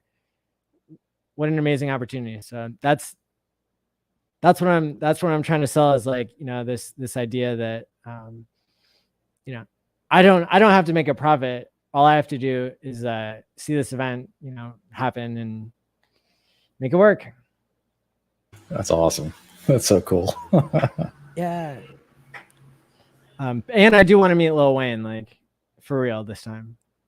Is that who you want for the artist? Is that your first pick? Dude, it's not up to me because like honestly, man, like I spent my spending money on the DeLorean to get the word out. Like, that's the symbol for me. I can't say that, I'm not a shark, I'm not a whale, but I'm here to like volunteer. That's the biggest thing for me is like, how can I create value? And, that's why I'm working full time. That's why I didn't have as much time to find who the guest is going to be today, other than you and I, LOL, is because I've been putting so much time into this master plan for the stadium. And so, yeah, for me, I'm just the person who can help organize it, who was able to go get the details. I have to make sure when I wire people money, like I did with the venue in Las Vegas, I have to make sure that they're real people. Anybody can make a website, but that's important too, is like, I should just say, because I've put out the call to say like, I'm willing to fundraise for this. Let me just say very clearly, I do not use any other address than my official address that I've always used. I have a public address that starts with 0xFEED. And I didn't choose it because it's like feed the feeder or something, but that's how you can remember it. It's like Maddie's donation address has always been the same. It's posted on YouTube under all the HEX conferences and stuff. Like, so if a scammer tries to impersonate me, like messages you and tries to raise money, like is that your ENS? Be very address? Careful. Or no, is that different? I probably is. Okay. Let me look. That's a great. You might be able to just use that if it's the same. So in Etherscan, you have to do lowercase, otherwise it doesn't come up with the .eth. Yes. And okay, so what Maddie.eth is that's an account that's like interacted heavily with my donation address, but is actually a little bit different. Okay. Let me find out what a good ENS is for me, just so you know. If you like, basically, if it's an address that doesn't have a shitload of Maddie ENS names, but that's kind of a bad indicator because like somebody could make up stuff. So let me just find it here. Yeah, gotta have the right one. Yep, totally. This is important. Like that we make sure nobody loses their money. Zero fraud rating. Yeah. Yeah, got to take your security very seriously, especially when wiring funds to anybody. Yeah, well, and just people donating on the blockchain and that sort of thing. Yeah. Let me see here. Do I only have Rarible set up with this? That's weird.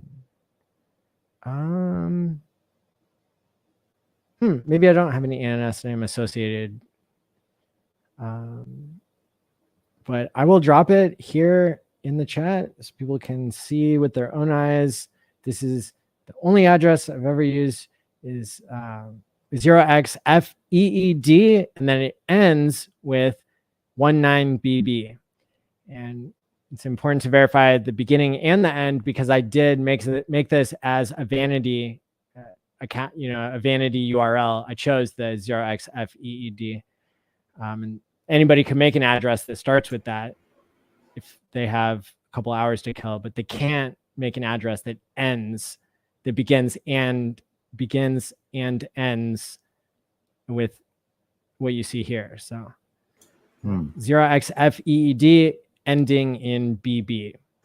It's a good security lesson for people. It was a multi-hour process to get a vanity license or wallet address. I've never tried before. I don't even know how to do it. That's interesting. The disadvantage is that there is counterparty risk when you're not generating your seed words with something that's heavily used. And so I would not recommend it anymore. But unless you can read code and you're going in and verifying that the code hasn't been messed with. But at the end of the day, I'm confident in mine, and I I move money out of there when it goes in, just to where people can still see what I'm doing with the money, but that it's going through the vanity address and not having a bunch of money sitting there forever. Gotcha. It's just a whole bank, temporary, and then you move it. Yep. Gotcha.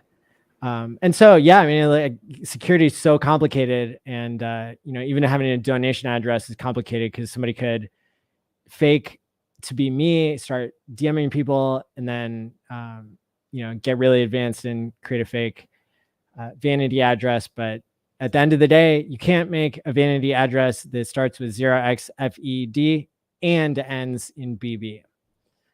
Impossible. So, power of the blockchain. Pros and cons. That's cool. Maddie's done it before and can do it again. Hey, thanks for the vote of confidence. Yeah. I mean, that's the other thing that we would really be focusing on, is we would want to hit up the college crowd and have them, like, have the sororities and fraternities like promote within themselves to get the word out about this type of thing. Give them a couple of, like, whoever the leader is of those groups, if you can get the most people out, then maybe you get special tickets up front or something. We can get creative with our marketing to make sure that as many people as possible in Austin, Texas, we could finally get billboards with Richard Hart's face and name on them. He's mentioned that he's tried that, but he hasn't been able to. Well, there's no way they're going to deny that he's coming to, this giant stadium. So it's another way to, like, route around the gatekeeping, is, to work together on an event like this. Yeah. I bet we could get them around Austin. Look at the population of Austin, Texas. It's like 1 million. Yep. 965,000. So almost 1 million. Yep. And it's in the top 5 fastest growing cities in the world, or in the US right now. That's awesome. So I think there's about 250 people moving to Austin every day. And there's 250 people, or 150, somewhere in there, who are becoming stakers every day. Really? Huh. That's cool. It's cool. So again, like, people in Austin, Texas, it has a good brand fit with HEX because they don't mind the outrage marketing as long as you have something to back it up with. They, they care about financial independence. They care about crypto. I saw crypto billboards there when I was visiting for the Crypto Sparbuck tour. And when I was driving through Austin from Vegas with the DeLorean, I was in this, like, abandoned gas station in the middle of the night, right? Like, driving through Texas, like driving to the Bitcoin conference to rub it in all their faces how well HEX is doing compared to them with the DeLorean on hand, and take pictures with all their influencers and, like, rub it in their faces later or whatever. But I was in this abandoned, like, gas station filling up, and a crypto advertisement comes on the gas station screen, which is like, how else are you going to pump your bags other than at the gas pump? Like, it's pretty brilliant. So there's already, like, distribution there. I'm not saying that we would do that, because Hexicans kind of, to some extent, we would rather have that direct marketing than to have brand awareness. Like, but we've seen both work, but especially when it's focused on, like, the community going in with boots on the ground. Like, that's the difference between NASCAR and just, like, Bitcoiners buying a Super Bowl ad. The price of Bitcoin didn't go up after the Super Bowl. It went down. Yeah. They didn't onboard the masses. And maybe it was one of the 10 impressions that some people needed in order to get in, but the timing was all wrong anyway. Yeah. That was a sell the news event. Yeah. But so, like, with the direct marketing that's occurring with postcards, I mean, people could even choose to like combine these things. We could do direct mailings to people in Austin about the Richard Hart event that's coming up. And people would just have to decide whether that's enough ROI or whether we wanted to just focus on hiring, that second huge musical act that would be kind of an interesting combination. Like, what happens if you have, I don't know, who are some artists that you like that are still in their touring days? Like, geez. I have to think about that one. I haven't been to a concert in a long time, to be honest with you. It's been a minute. All right. Well, what if we said like Red Hot Chili Peppers and Lil Wayne? Those are two of my favorites. Like, people can weigh in and they could give us feedback and tell me like, but I think there are some weird combinations that you could put together that would be like really special. There's like a giant overlap, and maybe that's a bad example, but there are probably groups out there that would be a really interesting mashup. And so I'm speculating here, but at the end of the day, it's all up to like our community. Like, who do you want to see? Who do we want to pay for? Like, who wants to help fundraise for this? And let's do it. Let's book the show. Yeah. Maybe we could do like a straw poll or something. We can ask the community for suggestions or have like a curated list and then they can choose. Yeah, that'd be cool. Take some votes. Oh, some people saw like a Terra Luna advertisement behind home plate the other day. That's interesting. Yeah, I mean, like that type of brand advertising, it has its pros and cons, but like mostly I think when we do something where we're taking over a town, we're filling up a stadium, and we're designing something that has the right fit, right? There are some things that just will blow your mind how perfect of a fit it is. And I'm really, really convinced that Austin, Texas and HEX are a perfect match, that Richard Hart is the guy to deliver, and that really like any musical artist we get is going to draw people in. This is a brand new stadium. It's cool. That's what I got when I was like asking random people in Austin, Texas, who are like, I don't know, hip. Like they're, having all the warehouse parties that like you wish you could go to. Like I'm asking those people and they're like talking to hipsters. Holy shit. Yeah. Like people who are old and young, they all agree like, yeah, that's a really cool place that people want to go to just because they haven't been there yet. Yeah, I mean, it looks great. Absolutely. And I'm personally a big believer in live events. I think people who go to like, a live event, even if it's just Richard speaking, let's pretend it's not even a concert, right? Let's just pretend it's like a Jordan Peterson experience. Yeah, totally. An afternoon with Richard. I think it's a great onboarding tool. I think the people who are there are going to remember it. It'll stick with them. They can see Richard in person and hear him, and it's palpable, and you see the excitement of the room. There's going to be Hexicans there that are like starstruck. There's going to be newbies and local people from Austin who've never even heard of Hex or who we are. That alone, I think it's worth it. I think it's a good advertising and marketing effort to do live events personally. Totally. So yeah, so like that's the big news that I had. I think I've been just so busy trying to put all this together, traveling to Austin, setting up all the meetings and really analyzing like what is the game theory where we can maximize the number of people coming to this event and the least amount of money going to a middleman of Ticketmaster, which still like infuriates me but it's like we have a better solution than just walking away or like something like that. It's like, well, we can just subsidize the ticket cost, and that's probably going to work really well. It's going to entice more people to come without wasting money on brand advertising, instead of, like buying a bunch of ads that people aren't going to care about.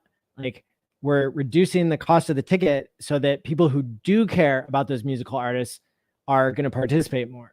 And I think that's a better use of, like, you know, people pulling their funds, because it's passing on value to people who are going to appreciate it. And yeah, I really like the idea of everybody wins, you know? So yeah, like that's that's the big news. That's what I have to present this week. Because it's my birthday, I think I'm going to pre-record Hex Therapy Live. So it'll be like Hex Therapy pre-recorded. And but I've got something special lined up for that. I wrote a really awesome article that most people don't know about. And it's so well written. It's like, I've only written 2 things that like were published in really, really important, like Medium, the highest you can go on the Medium blog is getting published in The Startup, which has like 750,000 people following it. Like most writers, professional writers, it's really hard for them to get published in there. But I got published in there twice. I'm like a writer for The Startup. Wow. And one of the articles was about Hex. And so I'm going to do a special episode to, you know, make sure everybody knows, because there are some things when I'm just speaking off the top of my head, it's not as well worded as like when I've spent weeks and weeks like thinking about how to say this and how the words flow and stuff. So that's something we've got coming up this week. And what else do we have to wrap up in the next 5 or 10 minutes, I guess, before we hit the 2-hour mark? Lots of people are watching. Make sure to subscribe and like. Yeah. Otherwise, it's been a little bit of a quiet week in crypto. You know, we're down hard. Time to start dollar cost averaging. You know, if you think about the PulseChain fork, you're going to get 2 copies of your Hex. So even at 4 cents today, it's actually 2. Big brain move right there. So think about that. And you know, let's just enjoy the dip and try to relax. I guess we could address the comments too and answer questions. So people are saying like, wait, Richard there in person? Yes, that is what I would want to happen. And you will have to rewind to listen to the exact wording that I used. It's not guaranteed yet, but it's far enough along that I'm speaking about it. That's what I could say. It's like, you know, there will not be a stadium event like without Richard being there in person. And I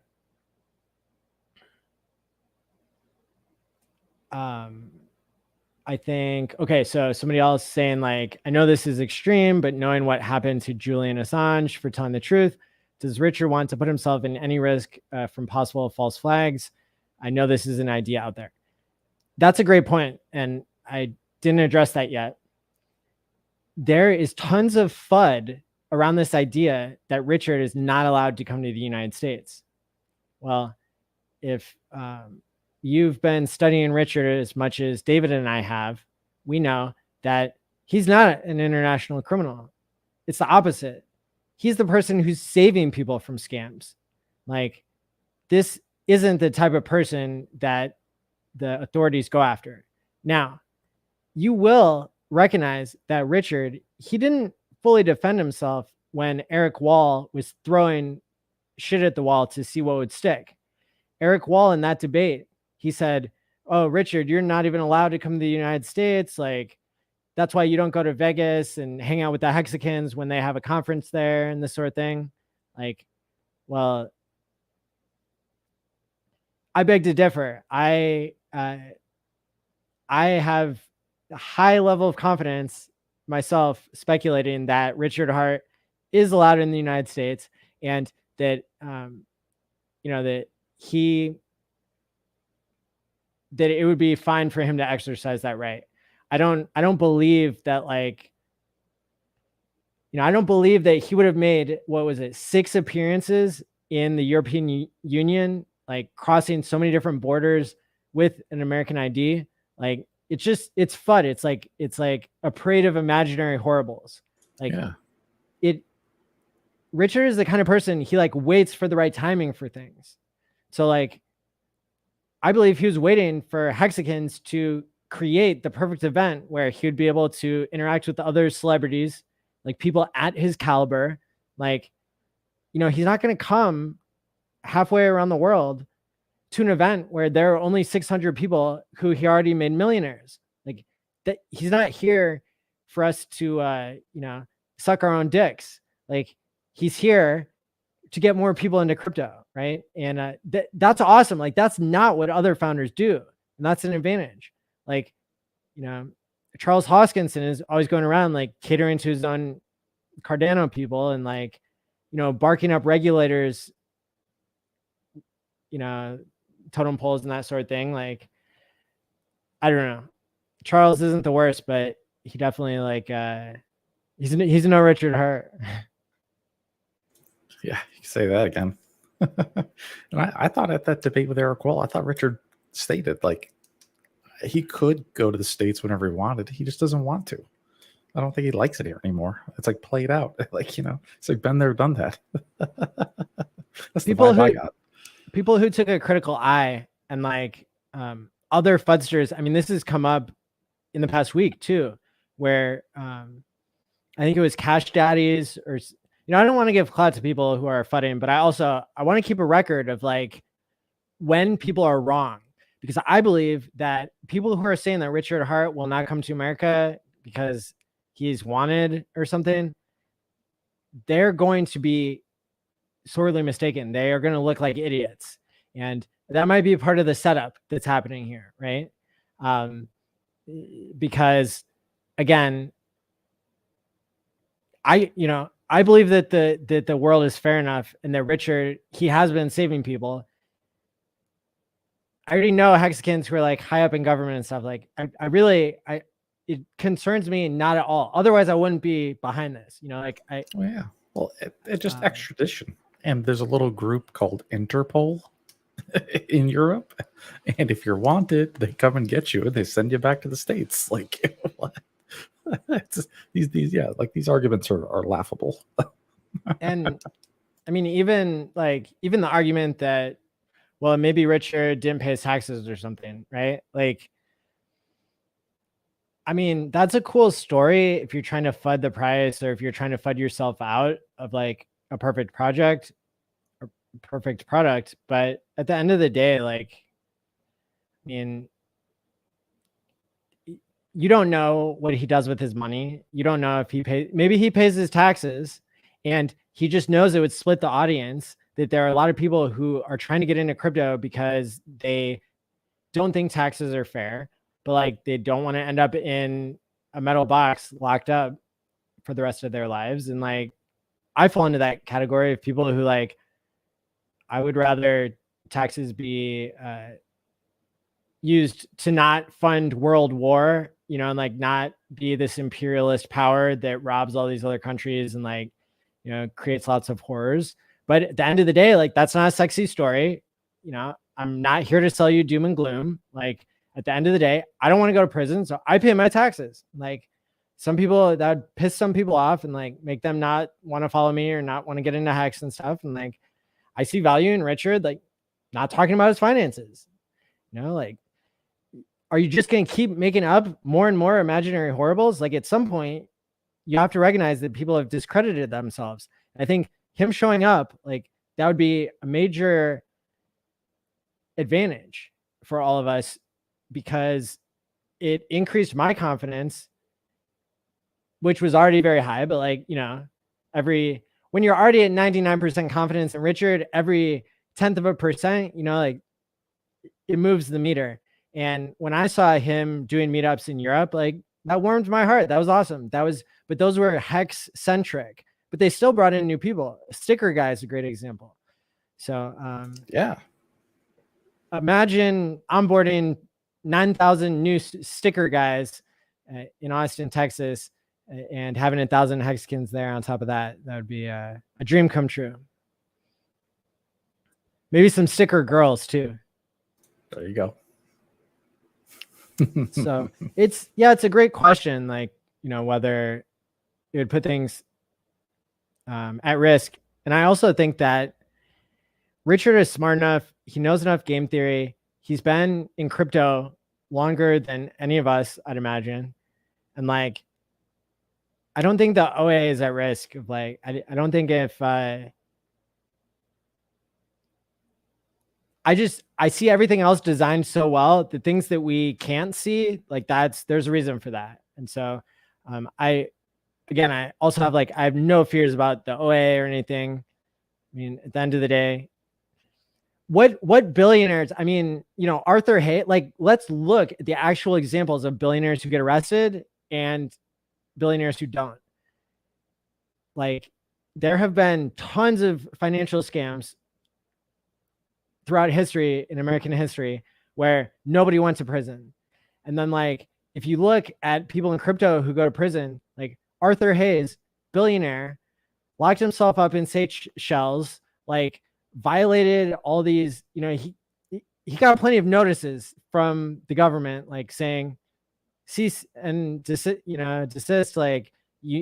stop letting people 100x leverage, and then unplugging the servers whenever you want, doing all these forced liquidations, all this kind of that was violating the law. Everything that HEX does follows the law. Do you think that just because HEX is the most hated crypto, you think that would make the founder get arrested? No way. If that was true, Elon Musk would have been arrested a long time ago. He's loved and hated, but I don't know. There's plenty of people who, and it's just, I just want to emphasize on the point, HEX follows the law better than any other crypto. And it's definitely not a security. So it's just a smart contract on Ethereum. That's it. Yeah. Oh, here's also some great ideas, people talking about rallying around a fundraiser like Live Aid in the 80s to use USD to stick it in and pay a HEX operating nonprofit. That's probably beyond the scope of this mission. I will tell you a little bit more game theory that I haven't stated yet, though, because you're hitting on some good points. So I imagine that if Hexicans raised enough money to do this and found these big musical acts, the plan started to, the contract, I signed the contract with my LLC, with the venue and, all this stuff. Once this starts happening, this isn't my primary goal, but something I could see is there might be somebody out there in the HEX community who would want to airdrop $10 worth of HEX into paper wallets that are then staked and handed out to people in the audience. So what you could do is you could create 10,000 more stakers, legally, right? Because you're not selling something to people. It's a giveaway. People give away stuff all the time. It's it's just words on a piece of paper. Who cares if at some level, who cares if it gets you don't have to worry about counterparty risk with something that small, really. It's it's more of a freemium onboarding thing. And then people, could have access to a QR code that takes them to David's video about, that he would make about here's how to have better security than this paper wallet that we gave you. But, how incredible would that be if, for every person who went to a Jordan Peterson event, and in this case, it would be every person who went to a Richard Hart event, got gifted a small amount of HEX that was already staked, and then they could see the HEX coming in every day, accruing, to give them more confidence and to create valid boosting of our numbers. I'm not sure if people would be willing to sacrifice that, but there are some people who put in $100 and they got $1 million out of HEX. So there might be people out there, and I could really see a lot of stuff happening when this community works together, and that would be one idea. Well, I think it's a good one. I think it'd be a lot of fun, and I think it'd be a great event in every way. So super exciting. Yeah. Yeah, and we don't have to worry about I know that this venue is safe and wouldn't allow guns in, so that'd be good. There's lots of famous people that already have performed at this venue. Thanks, Freddie. I appreciate you, my man. It's happening, dude. Yeah, so I'll catch up with these comments more after I go offline here, but yeah, I think we've we've unveiled the game plan, at least. Like, so far so good. So yeah, I think next week we'll go back to having lots of awesome guests. This was kind of a breather to be able to catch up on all the other stuff that we've been focusing on and to not take away from all the other people. I've got some really good ideas of people who could be guests on the show that would continue to educate this advanced audience and keep you hitting the like and subscribe button here. So yeah. For parting words, dude. Happy Tuesday. It's been a pleasure as always. It's good to see you. Good to see everybody. Likewise. Thanks to everybody out there. Hit the like and subscribe button if you're not already following Maddie's channel. And follow David's channel in the description below. You can find me on Twitter. That's usually where I'm hanging out. That's where all the news and happening is and the hex world. So yeah. Yeah. You guys know where to find me. I'll be here. Awesome. Thanks, everybody. We'll see you again later this week or next week. Peace out. All right. Bye, Hexkins.